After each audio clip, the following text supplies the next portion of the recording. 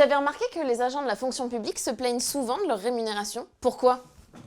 Parce qu'un fonctionnaire, ça aime se plaindre? Ouais, il faudrait quand même d'abord se demander s'ils ont des raisons de le faire, non? Alors aujourd'hui, on parle pouvoir d'achat, rémunération et heures supplémentaires dans la fonction publique. C'est parti!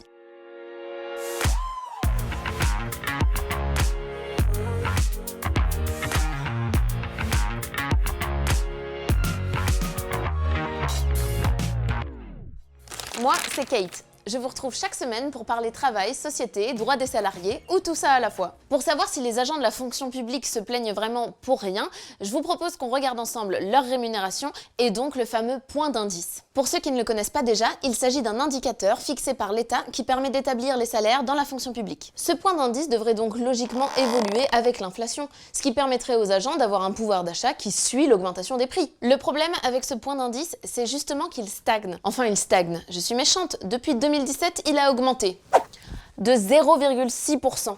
Et l'inflation, elle, de 6%. Oh, ça va, à une virgule près, il n'y a pas de quoi se plaindre, disent certains. Surtout qu'il existe l'avancement. L'avancement, c'est ce changement d'échelon qui permet à un fonctionnaire de passer au niveau supérieur. Il a pour but de reconnaître la progression des agents et de les faire évoluer financièrement tout au long de leur carrière. Quand on y regarde de plus près, tout ça c'est théorique. Très théorique. Parce que la stagnation du point d'indice aidant, l'avancement ne sert finalement plus que, d'un point de vue financier, à rattraper l'inflation.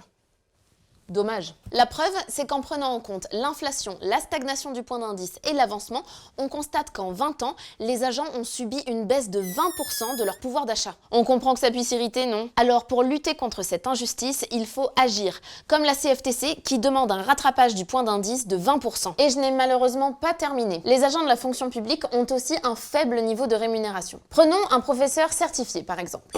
En début de carrière, il gagne 1 450 € par mois. Alors vous me direz, quand on débute, on gravit rapidement les échelons. C'est vrai, mais les augmentations lors des premières évolutions sont en moyenne de, tenez-vous bien, 10 € par mois. Bah ça fait 3-4 sandwichs triangles ça.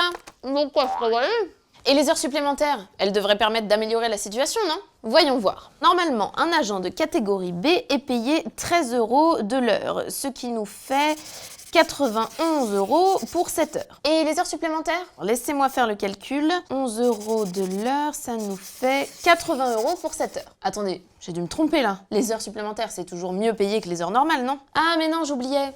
Pas dans la fonction publique. Sans compter que tous les agents n'ont pas droit à ces heures supplémentaires si justement rémunérées.